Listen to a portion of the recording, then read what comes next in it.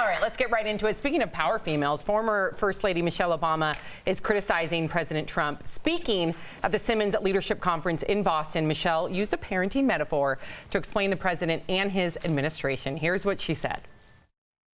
It was sort of like having the good parent at home, you know, the responsible parent, the one that told you to eat your carrots and go to bed on time.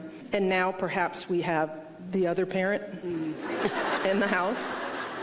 And we thought it'd feel fun. Maybe it feels fun to some for now because we can eat candy all day and, you know, stay up late and not follow the rules. I agree with her metaphor, but I can imagine, oh, look at your face. I can imagine that Aaron does not. Well, first of all, Barack Obama was the one, wasn't he talking about smoking pot and ripping cigarettes? Donald Trump's, first of all, Donald Trump. But that wasn't him as a parent. That was him as a, you know, growing up, and that's okay. Well, Donald Trump's children, all of them. You don't see them stumbling out of nightclubs. You don't see them with mugshots. You see them leading companies, working in industries, working in charity capacity. But which industries? The Trump industries? Well, I know they've done a lot of charity work. Okay, and Tiffany just graduated from school. You know, they're all good kids.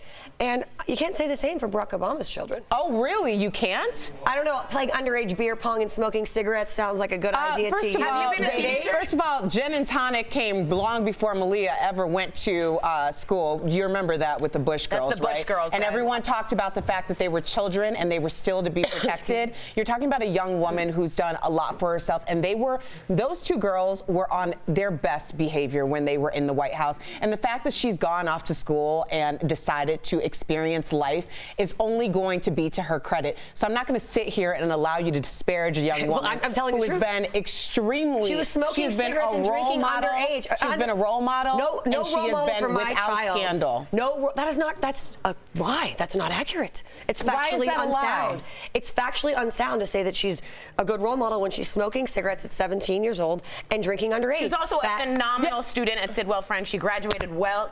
Okay.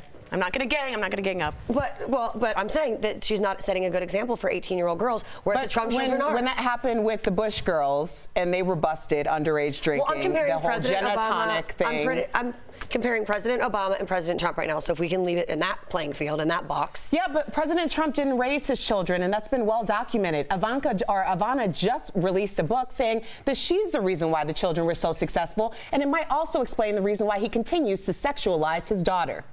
Can I argue to the point that I don't even know if Ivana did a good job at raising her boys, and it may not have to do with the smoking or the drinking, if that's how you want to classify someone's role model ability.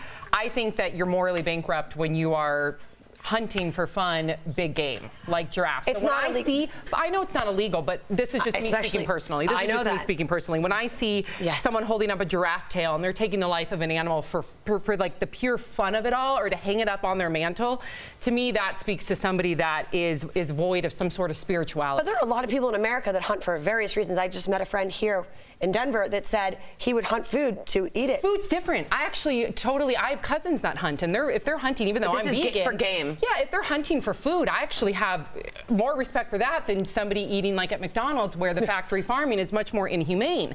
But when it comes to just killing a giraffe to hold up the tail for an Instagram photo, that to me, it makes my blood boil. Can I just say something really? Okay, all right, we'll move on.